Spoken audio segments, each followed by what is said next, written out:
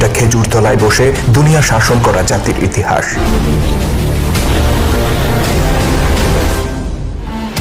এটা আল্লাহর সত্য দিনকে বিজয়ী করতে পাগল পাড়া একদল মানুষের ইতিহাস।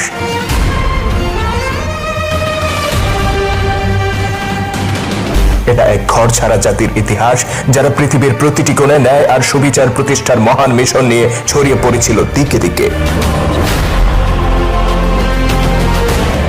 যাদের উত্থান ঘটেছিল জাহিলিয়াতের অন্ধকারে নিমজ্জিত আরব ভূমি থেকে, অথচ প্রজ্বলিত সূর্যের মতো তারা আলোকিত করেছিল সারা পৃথিবীকে।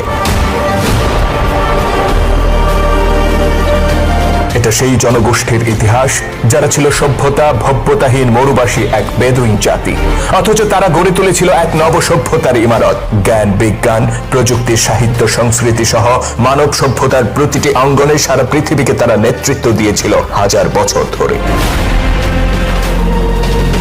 তারা ছিল ঐক্যহীন, গোত্রে গোত্রে বিভক্ত আর নিজেদের মধ্যে রক্তক্ষয়ী সংঘর্ষে লিপ্ত এক বিভক্ত জনগোষ্ঠী। তৎকালীন বিশ্বের দুই পরাশক্তি পারস্য ও রোমান সাম্রাজ্যের সামনে তারা ছিল নতজানু, অথচ মুহাম্মদ নামের এক পরশ পাথরের ছোঁয়ায় তারা হয়ে ওঠে এক ঐক্যবদ্ধ মহাজাতি। অতঃপর সাগরের উত্তাল তরঙ্গের মতো তারা আছড়ে পড়েছিল পারস্য ও রোমান সাম্রাজ্যের বুকে, আর তাদের আকাশচুম্বী অহংকারকে মাটির সাথে মিশিয়ে দিয়ে প্রতিষ্ঠা করেছিল আল্লাহর সত্য দিন। জুলুম আর দুঃশাসনের বুকে কবর রচনা করে অর্ধ পৃথিবীতে তারা উড়িয়েছিল মানবতার পতাকা, জেলেছিল সত্য দিনের মশাল।